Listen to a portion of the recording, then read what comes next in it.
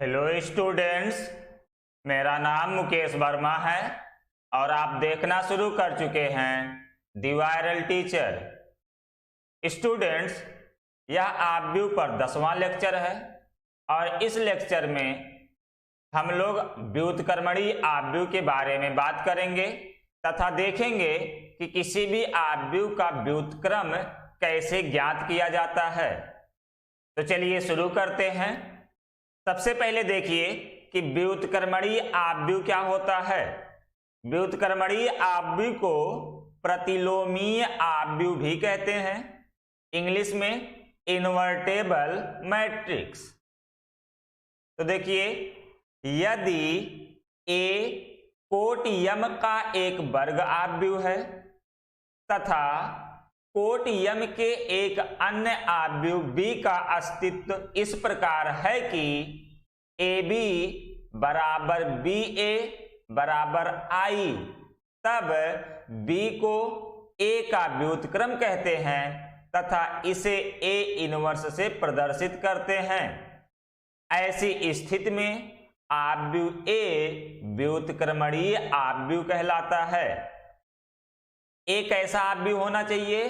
तो A एक वर्ग आपव्यू होना चाहिए तथा B भी एक वर्ग आपव्यू होना चाहिए। सेम कोटि का मतलब जिस कोटि का A है उसी कोटि का B भी होना चाहिए। जैसे यदि A की कोटि 2 गुणे 2 है तो B की कोटि भी 2 गुणे 2 होनी चाहिए।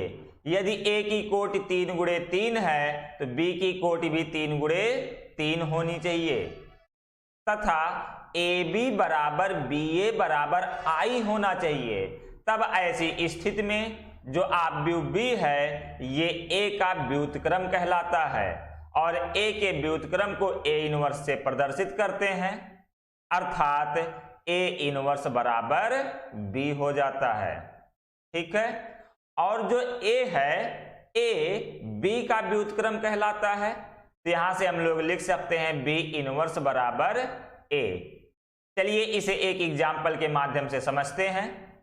मान लीजिए आपसे कहा जाए A बराबर 2 3 1 2 तथा एक दूसरा आपव्यू B मान लेते हैं।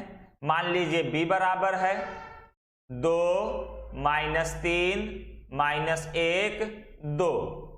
ठीक है। तो जरा आप AB और BA कैलकुलेट करिए, देखिए क्या बनेगा। जब आप AB कैलकुलेट करोगे तो A के पहले पंक्ति का गुणा B के पहले स्तंभ में करिए, तो 2 गुणे 2 4, 3 गुणे -1 तो हो गया -3।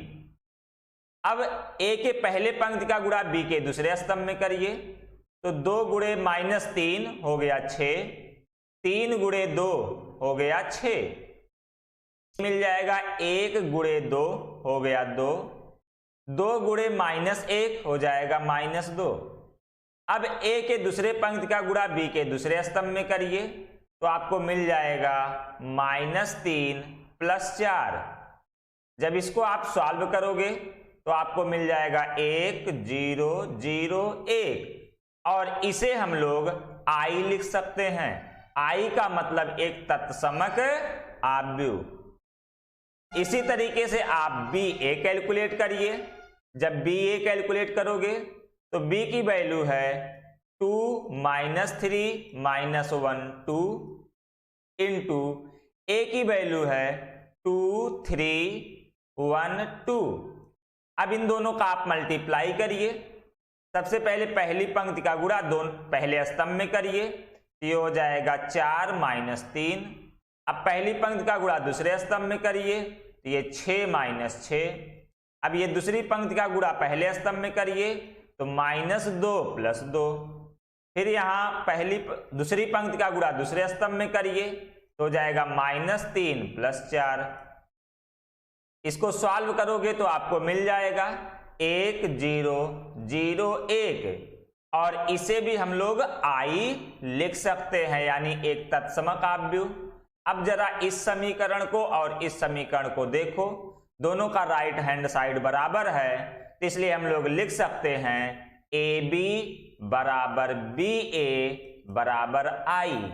ठीक है। तो यदि ए बी बराबर बी ए बराबर आई मिल गया तो यहां से बी को ए का व्युत्क्रम कहेंगे और ए को बी का व्युत्क्रम कहेंगे। ठीक है, दोनों एक दूसरे के व्युत्क्रम कहलाएंगे। ए को बी का व्युत्क्रम कहेंगे और बी को ए का व्युत्क्रम कहेंगे। ए के व्युत्क्रम को हम लोग ए इनवर्स से लिखेंगे और ये बराबर होगा किसके, बी के। ए इनवर्स बराबर बी। इसी तरीके से बी के इनवर्स को हम लोग बी के व्युत्क्रम को बी इनवर्स लिखेंगे और ये बराबर होगा ए के। कहने का मतलब दोनों ए और बी एक दूसरे के व्युत्क्रम कहलाते हैं। यहां एक बात ध्यान देने वाली है कि कोई आव्यूह ए व्युत्क्रमणीय आव्यूह सिर्फ और सिर्फ तब हो सकता है जब वह एक वर्ग आव्यूह हो। यदि वह आव्यूह वर्ग आव्यूह ना हो बल्कि एक आयताकार आव्यूह हो तो उसका व्युत्क्रम नहीं ज्ञात किया जा सकता और ऐसी स्थिति में वह आव्यूह व्युत्क्रमणीय आव्यूह नहीं कहलाएगा। जरा इसको एग्जाम्पल से समझ लीजिए। देखो, कोई आव्यूह व्युत्क्रमणीय आव्यूह तब कहलाएगा जब ए बी बराबर बी ए बराबर आई हो। कहने का मतलब ए बी भी ज्ञात किया जा सकता हो और बी ए भी ज्ञात किया जा सकता हो। अब आप पढ़े हो कि ए बी और बी ए दोनों सिर्फ और सिर्फ तब ज्ञात किए जा सकते हैं जब ये दोनों समान कोटि के वर्ग आव्यूह हों। समान कोटि के वर्ग आव्यूह हों। इसी स्थिति में ए बी और बी ए ज्ञात किया जा सकता है और ये दोनों बराबर भी होंगे।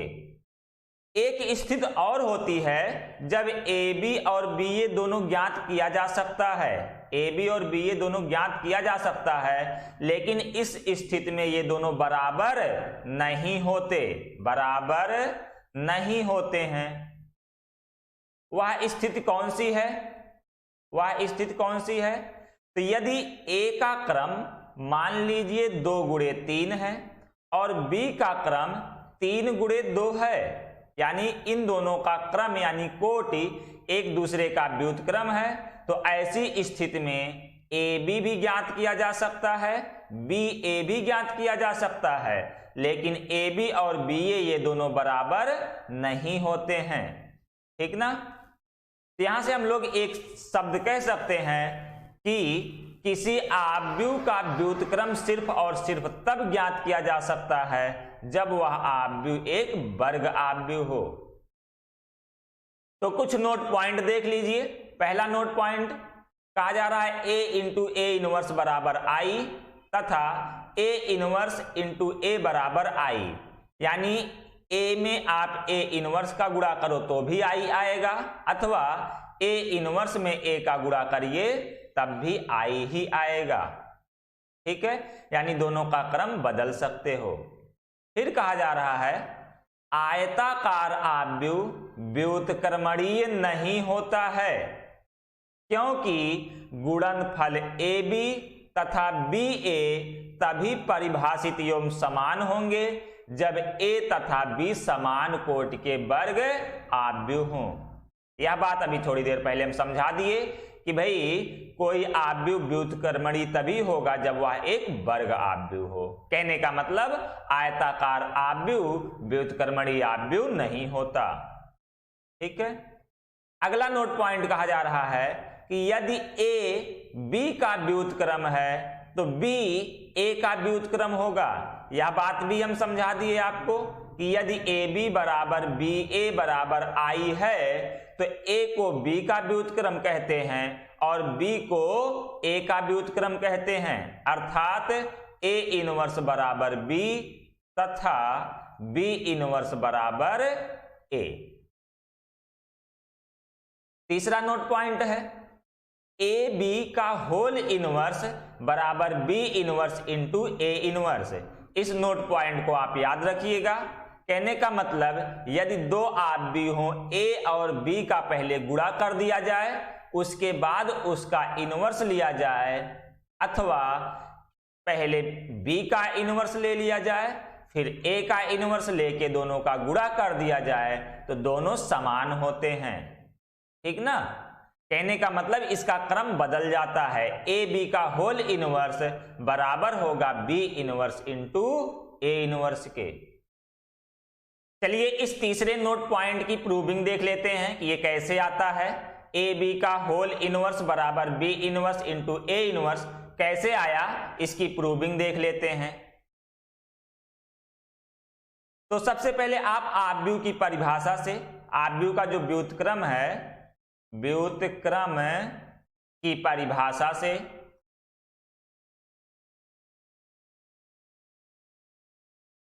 व्युत्क्रम की परिभाषा से आप क्या लिखोगे, A B into A B का होल इनवर्स बराबर आई। ठीक है, देखो इस वाले से जो आप लिखे हो ए इंटू ए इनवर्स बराबर आई, ठीक ना, ए और उसी का इनवर्स बराबर आई, तो हम यहां लिख दिए A B into A B का इनवर्स बराबर आई। अब आप कह लो कि दोनों पक्षों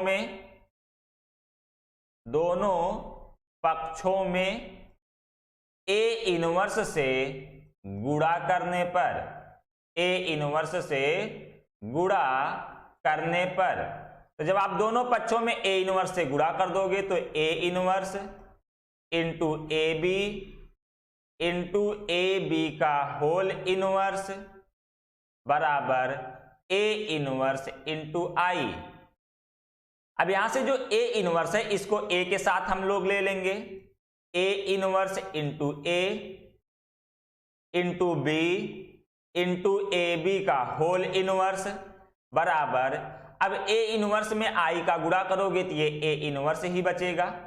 ठीक है, यहां ए इनवर्स इंटू ए को हम लोग आई लिख सकते हैं, यहां से ये देखिए ए इनवर्स इंटू ए को आई लिख देंगे तो ये हो जाएगा I into B into A B का होल इनवर्स बराबर ए इनवर्स।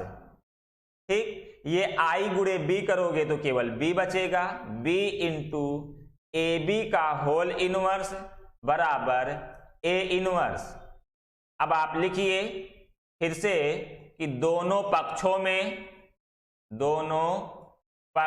में बी इनवर्स से गुणा करने पर, बी इनवर्स से गुणा करने पर, तो जब आप बी इनवर्स का गुणा करोगे तो ये हो जाएगा B inverse into B into A B का होल इनवर्स बराबर B inverse into A inverse.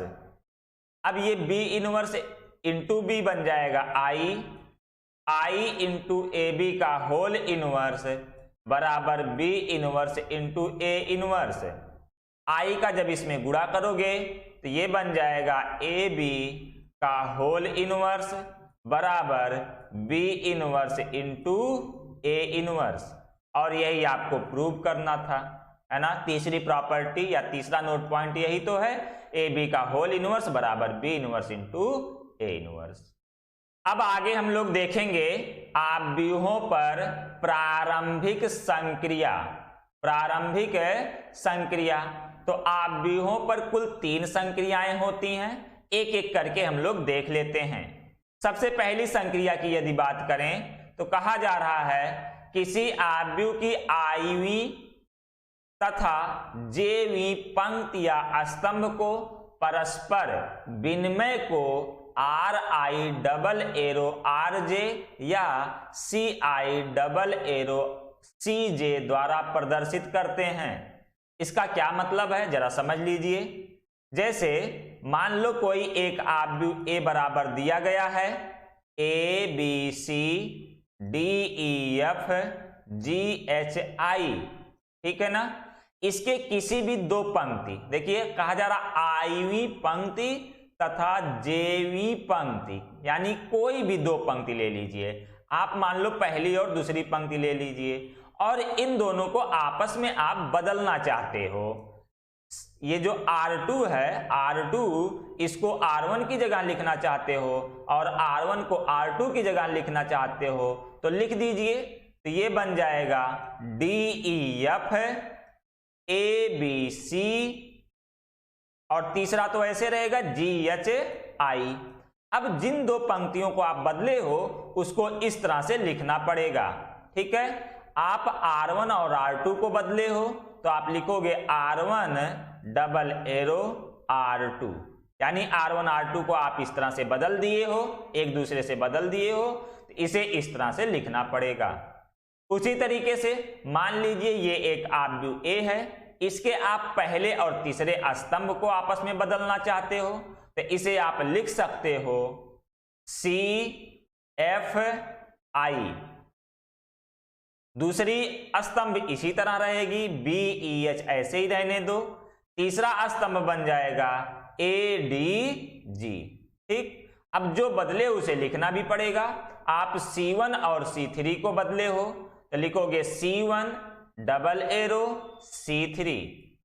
तो यही पहली संक्रिया में कहा जा रहा है कि किसी आव्यूह की आयवी तथा जेवी पंक्ति या स्तंभ को परस्पर विनिमय को RI डबल एरो RJ या CI डबल एरो CJ द्वारा प्रदर्शित करते हैं।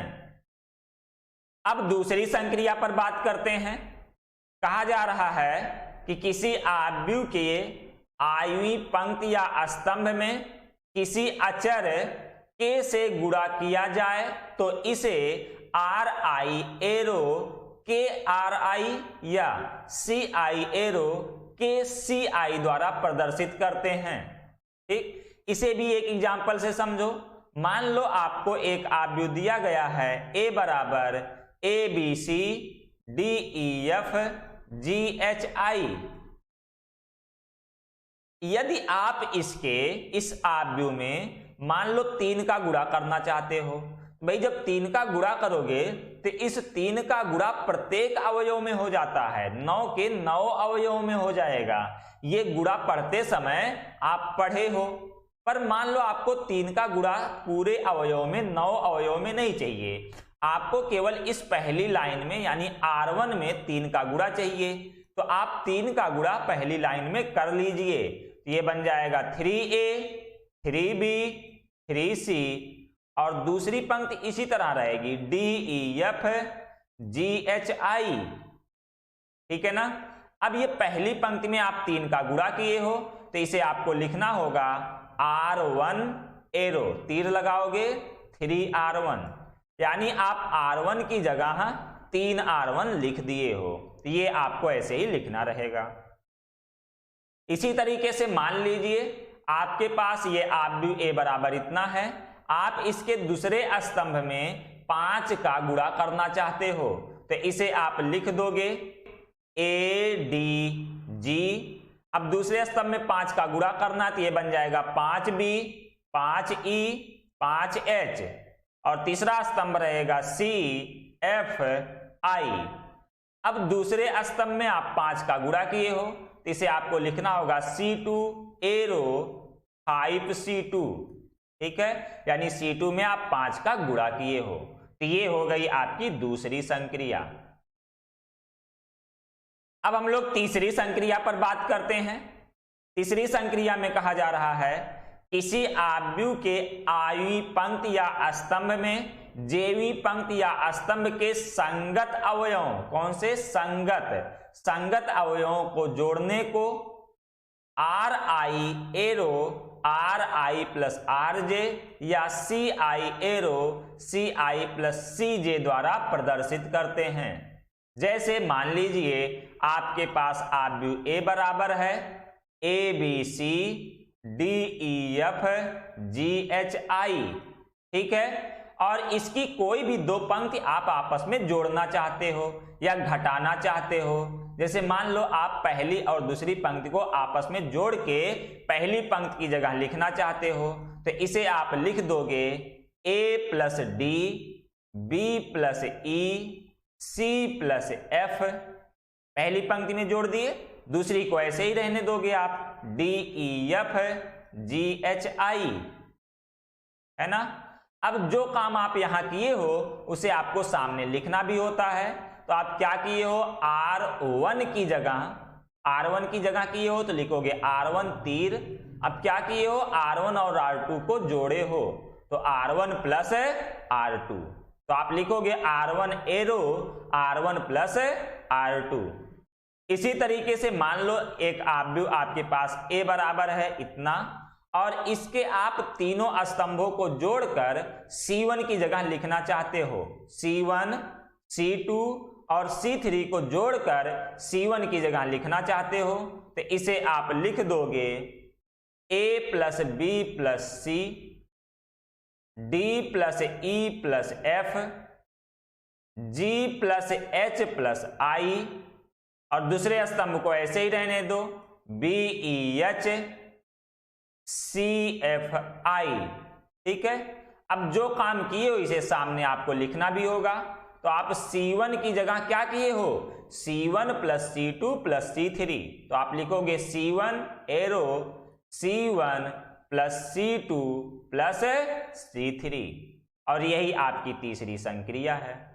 इसी तरीके से मान लीजिए आव्यूह A बराबर ये है, और आप इसके पहले स्तंभ का 4 गुना तीसरे स्तंभ से घटाना चाहते हो, तो आप घटा लीजिए।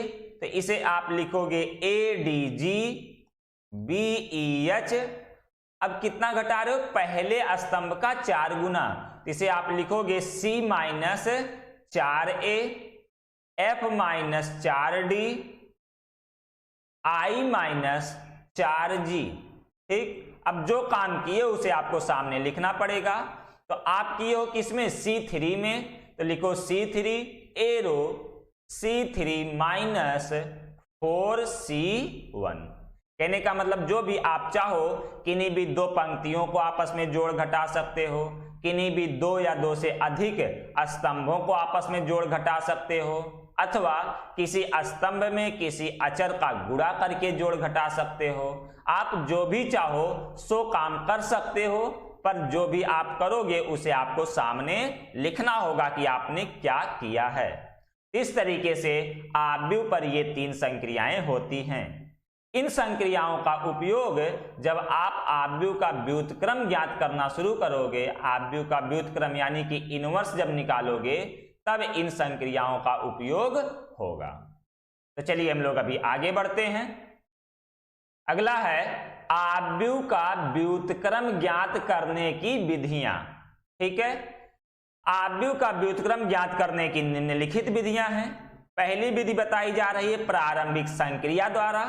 प्रारंभिक संक्रिया क्या होता है, जो अभी आप थोड़ी देर पहले पढ़े, आव्यूहों पर प्रारंभिक संक्रियाएं, और वो भी 3 संक्रिया पढ़े हो, जिसमें क्या करते हो, पहले में 2 पंक्तियों या स्तंभों को आपस में बदल देते हो, R1 को R2 से बदल देते हो और इस तरह लिखते हो। दूसरी संक्रिया में क्या करते हो, R1 में किसी अचर k का गुणा कर देते हो, और तीसरी संक्रिया में क्या करते हो, R1 की जगह R1 प्लस R2 या R1 प्लस R3 या कुछ भी 2 पंक्ति आपस में जोड़ घटा देते हो। तो ये 3 संक्रिया पढ़े हो, इन्हीं संक्रियाओं का उपयोग करके हम लोग व्युत्क्रम ज्ञात करेंगे। तो पहला मेथड क्या होगा, प्रारंभिक संक्रिया द्वारा। दूसरा मेथड क्या होगा, दूसरा मेथड होगा आव्यूहों के सहखंडज द्वारा। ठीक है, आव्यूहों के सहखंडज द्वारा। अब ये सहखंडज क्या होता है, ये जब हम लोग सारणिक पढ़ने लगेंगे, क्या पढ़ेंगे, अगला चैप्टर, चौथा चैप्टर सारणिक, तब वहां देखेंगे सहखंडज क्या होता है। ठीक, तो ये दूसरा मेथड है आव्यूहों के सहखंडज द्वारा। इस मेथड को हम लोग अभी नहीं पढ़ेंगे, इस मेथड को तब पढ़ेंगे जब सारणिक पढ़ने लगेंगे, यानी चौथा चैप्टर जब पढ़ेंगे तब इस दूसरे मेथड को देखेंगे कि आव्यूहों के सहखंडज द्वारा व्युत्क्रम कैसे ज्ञात किया जाता है। इसके अलावा एक तीसरा मेथड भी होता है बीजीय व्यंजक द्वारा, बीजीय व्यंजक द्वारा, जिसमें आपको कुछ एक समीकरण या कोई एक व्यंजक दे दिया जाता है और उसके आधार पर आपको व्युत्क्रम ज्ञात करना होता है। तो चलिए हम लोग एक एक पर डिस्कस करना शुरू करते हैं। सबसे पहले बात करते हैं प्रारंभिक संक्रिया द्वारा व्युत्क्रम ज्ञात करना। अब हम लोग देखेंगे प्रारंभिक संक्रिया द्वारा व्युत्क्रम ज्ञात करना। प्रारंभिक संक्रिया में आप 2 संक्रिया लगा सकते हो, पहला आप पंक्ति संक्रिया का उपयोग कर सकते हो और दूसरा स्तंभ संक्रिया का उपयोग। ठीक है, तो देखिए प्रारंभिक पंक्ति संक्रिया द्वारा ए इनवर्स ज्ञात करने के लिए ए बराबर आई ए लिखते हैं और इस पर पंक्ति संक्रिया का प्रयोग करके आई बराबर बी ए में रूपांतरित करते हैं, जहां ए इनवर्स बराबर बी। कहने का मतलब सबसे पहले इसे आई बराबर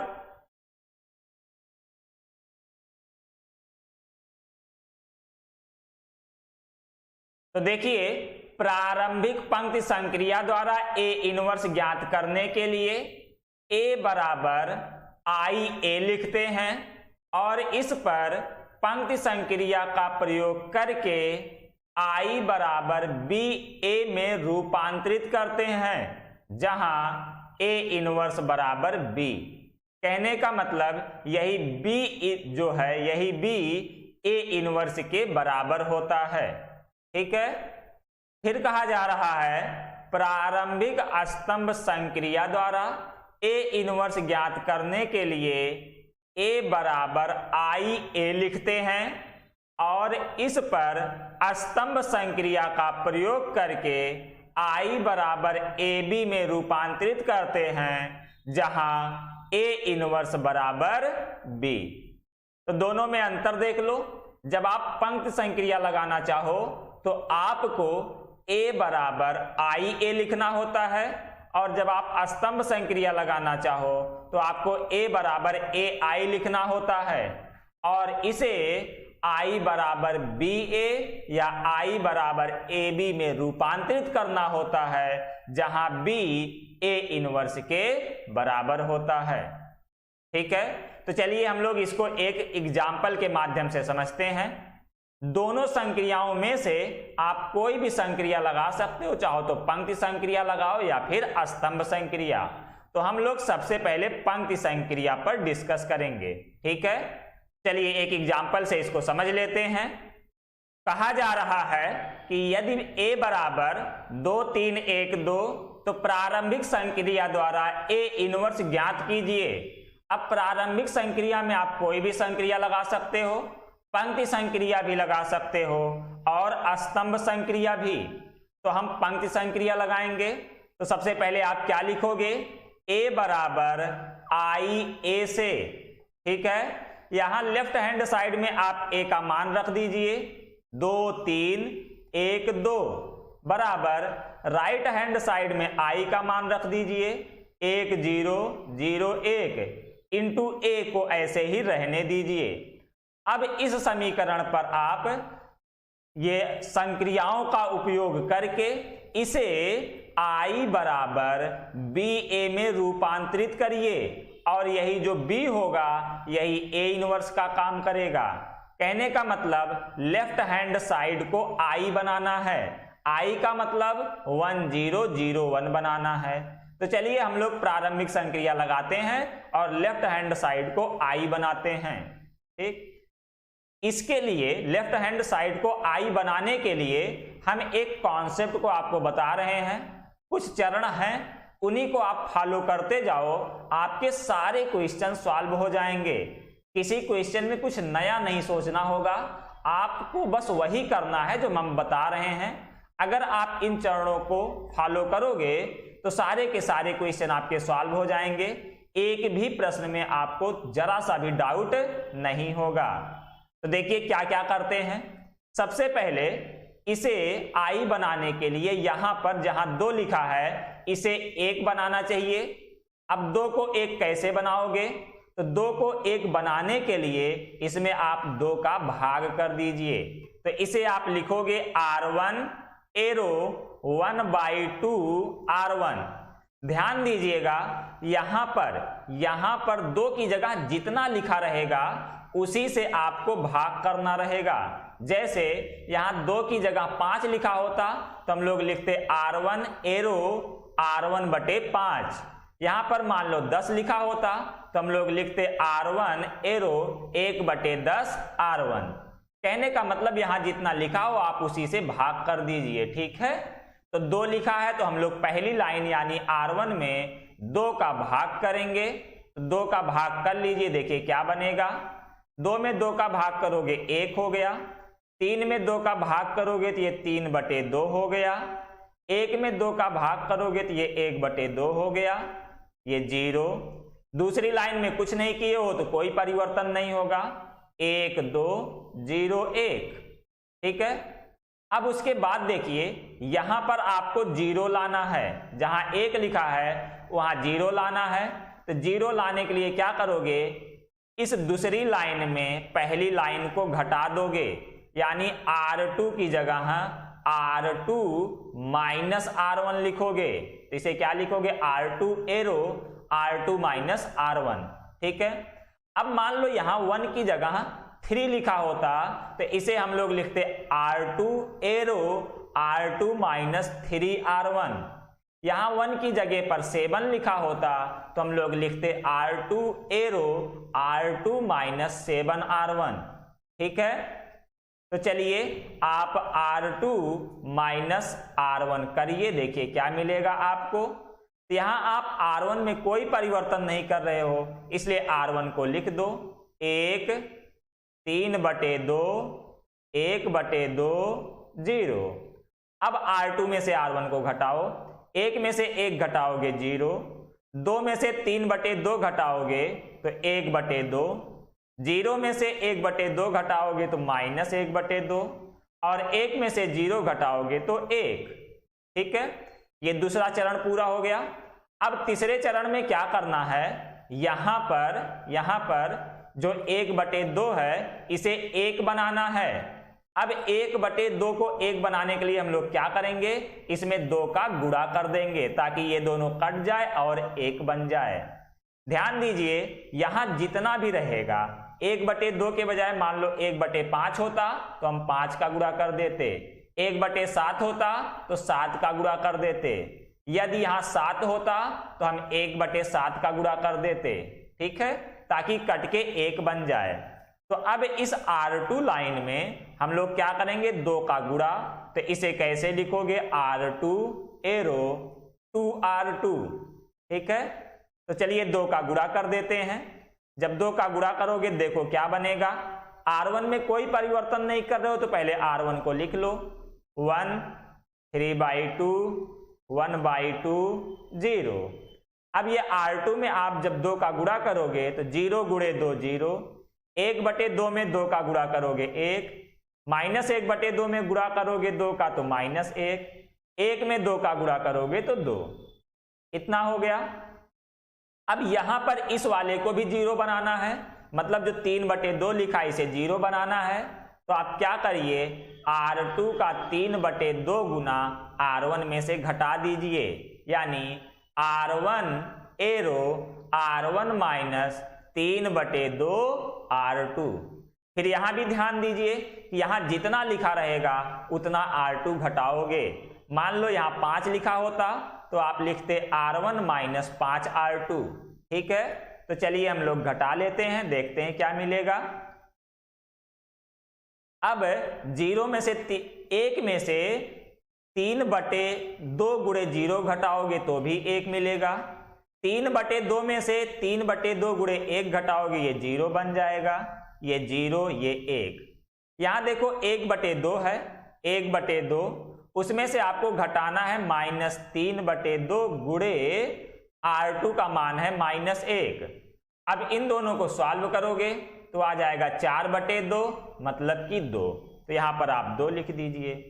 यहां देखो लिखा है 0, अब 0 में से आपको 3/2 गुणे R2 का मान 2 है, यहां देखिए ये 2 है, तो इतना घटाओगे तो बन जाएगा -3। तो यहां पर आप -3 लिख दीजिए, यहां पर -1 रहने दीजिए और ये 2 रहने दीजिए। अब देखो लेफ्ट हैंड साइड I बन गया है, तो इसे आप लिखोगे I बराबर BA से तुलना करने पर। जब तुलना करोगे तो यही जो B है यही A इनवर्स के बराबर होगा, यानी A इनवर्स बराबर B, और B का मान देखिए कितना निकला है, यही तो है B, यही है B। तो A इनवर्स बराबर हो जाएगा 2 -3 -1 2 और ये आंसर बन जाएगा। ठीक है ना। तो ये तो रहा 2 गुणे 2 कोटि के आव्यूह का व्युत्क्रम ज्ञात करना। चलिए एक प्रश्न हम 3 गुणे 3 कोटि के आव्यूह पर भी देख लेते हैं। चलिए अब हम लोग एक एग्जाम्पल 3 गुणे 3 के आव्यूह पर ले लेते हैं। देखिए क्वेश्चन में कहा जा रहा है कि यदि a बराबर इतना है तो प्रारंभिक संक्रिया द्वारा a इनवर्स ज्ञात कीजिए। यहां पर जो आव्यूह a दिया गया है ये 3 गुणे 3 कोटि का है और इस पर प्रारंभिक संक्रिया द्वारा व्युत्क्रम ज्ञात करना है। तो चलिए हम लोग पंक्ति संक्रिया लगाते हैं। सबसे पहले आप लिखोगे a बराबर i a से, है ना।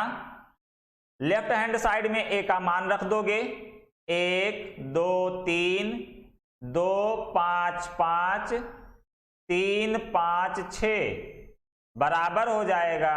राइट हैंड साइड में i का मान रख दीजिए 1 0 0 0 1 0 0 0 1 इंटू a को ऐसे ही रहने दीजिए। अब इस समीकरण पर आप प्रारंभिक संक्रिया लगाइए और इसे i बराबर b a में रूपांतरित कीजिए और यही b a इनवर्स के बराबर होगा। अब यहां आपको लेफ्ट हैंड साइड को i बनाना है। i बनाने के लिए सबसे पहले इस बिंदु को जहां पर पॉइंटर है इसको 1 बनाना होगा और देखो क्वेश्चन में ऑलरेडी ये 1 बना हुआ है, इसलिए r1 में कोई परिवर्तन अब नहीं करना है। ठीक है। मान लो यहां पर 1 की जगह पर 3 लिखा होता तो हम लोग r1 में 3 का भाग करते, यहां पर 2 लिखा होता तो r1 में 2 का भाग करते, यहां पर 7 लिखा होता तो r1 में 7 का भाग करते। पर इस बार यहां पर 1 लिखा हुआ है इसलिए r1 में कोई परिवर्तन नहीं करना है। अब जो ये r2 और r3 लाइन है इसमें 2 की जगह पर 0 बनाना होगा और 3 की जगह पर भी 0 बनाना होगा। इसके लिए आप क्या करोगे, r1 लाइन का दुगुना r2 में से घटा दीजिए और r1 लाइन का 3 गुना r3 लाइन में से घटा दीजिए। तो इसे क्या लिखोगे, r2 arrow r2 minus 2r1 और r3 की जगह लिखोगे r3 arrow r3 minus 3r1। ठीक है। ध्यान दीजिए यहां जितना लिखा रहता है उतना ही जोड़ा या घटाया जाता है। यहां 2 है तो r2 माइनस 2r1 किए हैं, यहां 10 होता तो r2 माइनस 10r1 करते। तो चलिए कर लीजिए इसको। अब यहां देखो r1 लाइन में आप कोई परिवर्तन नहीं किए हो तो r1 लाइन को ऐसे लिख दो 1 2 3 1 0 0। अब r2 लाइन में आप घटाइए r2 माइनस 2r1 करिए तो ये बन जाएगा 0 1 माइनस 1, यहां बन जाएगा माइनस 2,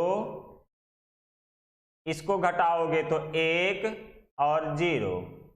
अब r3 लाइन में क्या करना है, r3 माइनस 3r1 करना है तो घटाइए, ये बन जाएगा 0, यहां बन जाएगा माइनस 1 माइनस 3, यहां बन जाएगा माइनस 3 0 1। ठीक है। अब उसके बाद दोबारा क्या करना था, यहां पर a22 की जगह पर जहां पॉइंटर है इसे भी 1 बनाना होता है, लेकिन लक बाई चांस यह 1 बनाया है तो अब इसको 1 तो बनाना नहीं है, फिर क्या करना है, ऊपर वाले को इस 2 को 0 बनाना है और नीचे वाले को इस माइनस 1 को 0 बनाना है। तो इस 2 को 0 बनाने के लिए क्या करो, आप r2 का दुगुना घटा दो और इस माइनस 1 को 0 बनाने के लिए r1 का 1 गुना जोड़ दीजिए। यानी आप लिखोगे r1 arrow r1 minus 2r2 और r3 की जगह पर लिखोगे r3 arrow r3 plus r2। यहां पर -1 है इसलिए r2 को देखिए जोड़ना पड़ रहा है, यहां +1 होता तो r2 को घटाना पड़ता। ठीक है। तो यह काम आप कर लीजिए, देखिए क्या मिलेगा। जब R1 में से इसको घटाओगे तो ये बन जाएगा 1, यहां बन जाएगा 0, ये हो जाएगा 5, यहां बन जाएगा 5, ये हो जाएगा -2, 0। R2 लाइन में कोई परिवर्तन नहीं है, इसको ऐसे ही लिख लो, 0, 1, -1, -2, 1, 0। अब R3 लाइन में R2 लाइन को जोड़िए, तो यहां बन जाएगा 0, ये बन जाएगा 0, ये बन जाएगा -4, यहां पर बन जाएगा -5, 1, 1। ठीक है। अब उसके बाद देखिए जो अगला चरण है, जो ये -4 लिखा है, A33 की जगह जो -4 लिखा है इसे 1 बनाना है। तो -4 को 1 बनाने के लिए क्या करोगे, आप -4 से भाग दे दोगे। तो आप यहां पर लिखोगे R3 एरो -1/4 R3, यानी तीसरी लाइन में आप -4 का भाग कर रहे हो। तो कर दीजिए, देखिए क्या मिलेगा।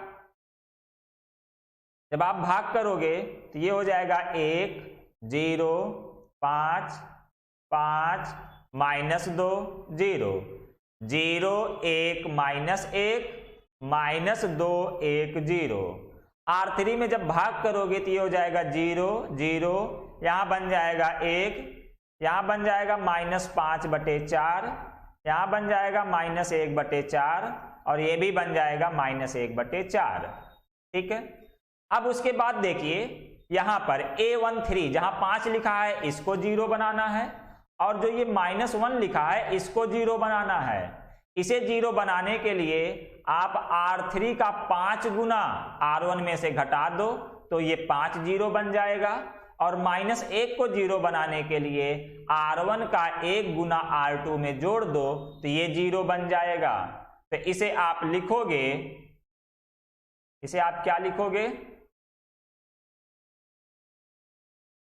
R1 एरो R1 -5 R3, और R2 की जगह लिखोगे R2 एरो R2 + R3। तो ये दोनों करिए, देखिए क्या बन जाएगा। ये 1 0 यहां 0 हो जाएगा, 0 1 0 0 0 1। राइट हैंड साइड में क्या बन जाएगा, यहां बन जाएगा -5/4, यहां हो जाएगा -3/4, यहां बन जाएगा 5/4, फिर यहां पर घटाइए, ये बन जाएगा -3/4, ये हो जाएगा 3/4 और ये हो जाएगा -1/4। और तीसरी लाइन को ऐसे ही लिख दीजिए, 5/4 -1/4 और -1/4। ठीक है। अब देखो लेफ्ट हैंड साइड I बन गया, यानी I बराबर BA से तुलना करने पर। ठीक है, ए से तुलना करने पर, तो B की जगह ये लिखा है, तो A इनवर्स बराबर B होता है। A इनवर्स की जगह पर कितना लिखा है, ये पूरा मान, -5/4 -3/4 5/4 -3/4 3/4 -1/4 5/4 -1/4 और -1/4। इस पूरे में देखो, चाहो तो आप 1/4 कॉमन ले सकते हो। 1/4 कॉमन ले लोगे तो यहां बच जाएगा -5 -3 5 -3 3 -1 5 -1 -1। तो ये आपका आंसर हो जाएगा। ठीक है, ये आपका आंसर बन गया। तो A इनवर्स बराबर ये निकल जाएगा, और इसी तरीके से आपको सारे प्रश्नों को सॉल्व करना है। ठीक है, उम्मीद करते हैं ये प्रश्न समझ में आया होगा। अगर किसी भी प्रश्न में कहीं थोड़ा बहुत भी डाउट रह गया है, तो जब हम लोग एक्सरसाइज सॉल्व करना शुरू करेंगे तो उस पर अलग अलग क्वेश्चन लेंगे, और अलग अलग तरीके से आप समझ लीजिएगा कि अगर यहां पर ये पहली जगह 1 ना होता, कुछ और लिखा होता तो क्या करते। यहाँ पर a22 की जगह पर लक बाई चांस एक ना आया होता, कुछ और आया होता तो क्या करते। तो इन सब पर हम लोग डिस्कस कर लेंगे, पर जब एक्सरसाइज सॉल्व करना शुरू करेंगे तब। ठीक है, चलिए अब आगे बढ़ते हैं। कुछ नोट पॉइंट आप देख लीजिए। पहला नोट पॉइंट कहा जा रहा है, किसी प्रश्न को हल करते समय प्रारंभिक पंक्ति संक्रिया तथा स्तंभ संक्रिया दोनों का प्रयोग एक साथ नहीं करते हैं। इसका मतलब कि या तो आपको प्रारंभिक पंक्ति संक्रिया लगानी है या तो फिर प्रारंभिक स्तंभ संक्रिया लगानी है। ऐसा नहीं कि एक ही प्रश्न में आप दोनों संक्रियाएं लगा दीजिए। इसीलिए आपने पढ़ा कि जब आप पंक्ति संक्रिया लगाना चाहते हो तो a बराबर आई ए लिखना पड़ता है, और जब आप स्तंभ संक्रिया लगाना चाहते हो तो आपको a बराबर ए आई लिखना होता है। ठीक है, अगला नोट पॉइंट देखिए, कह रहे हैं कि a बराबर आई ए या a बराबर ए आई पर प्रारंभिक संक्रिया का प्रयोग करते समय यदि बाएं पक्ष के आव्यूह a का एक या एक से अधिक पंक्ति या स्तंभ के सभी अवयव शून्य हो जाएं तो a इनवर्स का अस्तित्व नहीं होता है। ठीक, चलिए इसे हम लोग एक एग्जाम्पल के माध्यम से समझ लेते हैं। मान लीजिए आपसे कहा जाए एक आव्यूह a बराबर है 6 - 3 - 2 1, और आपसे कहा जाए कि आप इस पर प्रारंभिक संक्रिया द्वारा a इनवर्स ज्ञात कीजिए। a इनवर्स ज्ञात कीजिए तो सबसे पहले आप क्या लिखोगे, आप लिखोगे a बराबर आई ए से। अब लेफ्ट हैंड साइड में a का मान रख दोगे आप 6 - 3 - 2 1 बराबर आई का मान रखिए 1 0 0 1 इंटू a। अब इस पर आप प्रारंभिक संक्रिया लगाकर आई बराबर बी ए के रूप में रूपांतरित करोगे। कहने का मतलब लेफ्ट हैंड साइड को आई बनाना है, तो इस लेफ्ट हैंड साइड को आई बनाने के लिए सबसे पहले इस 6 की जगह पर 1 बनाना होगा। तो आप इस R1 लाइन में 6 का भाग कर दीजिए, R1 एरो 1/6 R1। ठीक है, तो R1 लाइन में 6 का भाग करिए, देखिए क्या मिलेगा आपको।